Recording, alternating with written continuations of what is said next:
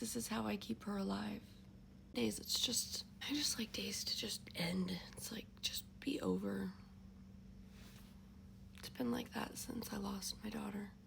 30 memories in 30 days of my special needs 28-year-old beautiful girl who went to heaven last year in September. We're coming up on the year mark that she's been gone. I don't know what made me decide to do it. I'm glad I'm doing it, but it's harder than I thought it would be. Emotionally. It's not hard to come up with memories of Megan. My mind and heart are filled with memories of Megan. I'm blessed. It's okay to know you're blessed and also just be so sad. You other mamas out there, or those of you that have lost your mom, or a sibling, or a best friend, it doesn't matter. Every loss is so hard.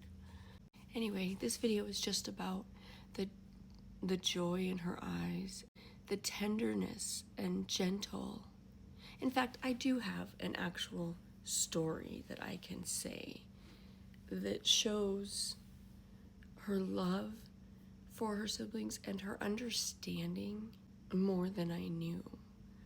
Megan was around 11 when Emma was born. 11 actual years old. Mentally, at that point, they had her rated at 2 at best. Emma was brand new, brand new. The older kids weren't home from school yet. Megan was in the living room watching a movie. She was already home. And I was trying to cook dinner.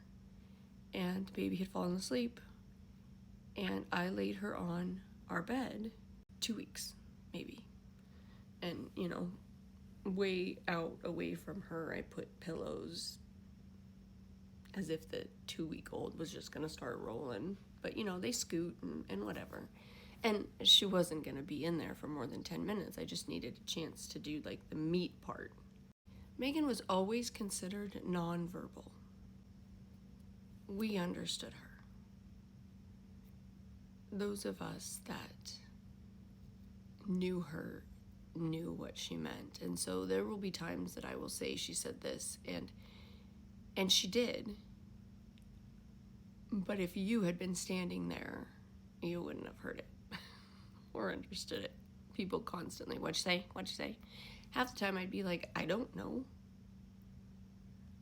But there was a lot of times that I did. She's watching her movie, baby's on the bed, I'm doing the meat part. I remember I'd washed my hands, and all of a sudden I look up, and this particular house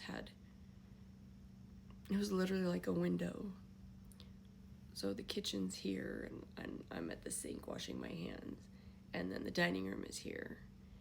And you walk around that way to the living room where Megan was, and this way to the bedroom where the baby was. I look up to my absolute worst nightmare. Actually, I'm gonna get a baby doll so I can show you, because although it was my worst nightmare, it was also amazing. Why do I have a baby doll, you ask? One, because I have a grandson that's about to become a big brother, and I thought it was a good idea to have one. Why is her head backwards? Because I have a grandson.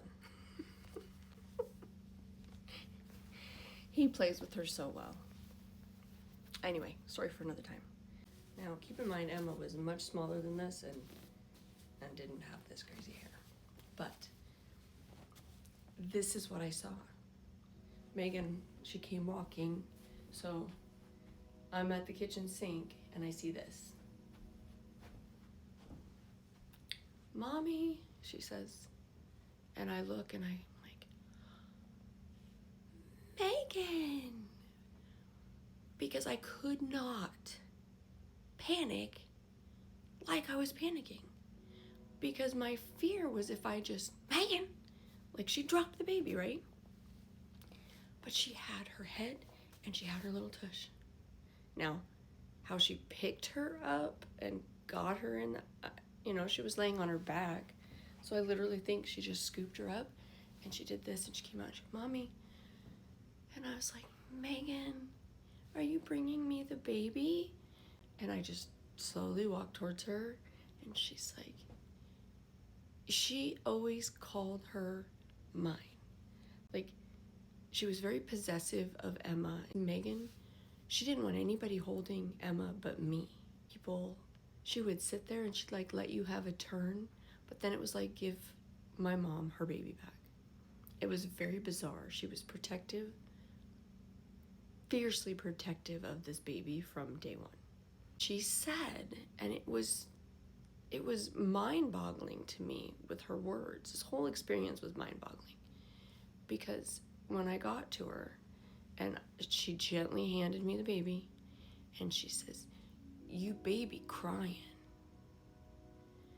And I said, "Was the baby crying?" I said, "Was Emma crying?" And she goes, "You baby crying." She held her head and she had her tush and she carried her ever so gently to me. I'll never forget that.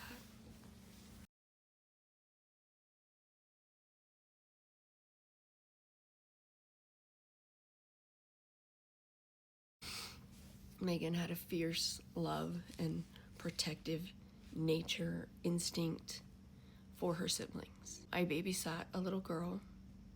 I'll tag her in this. You know who you are. I've always called her my sixth child that I didn't have to give birth to. Love her mom to pieces. She's one of my closest friends. And anyway, she's on the list of kids that Megan would have gone to bat for. Well, don't forget that. She loved you like a sister too.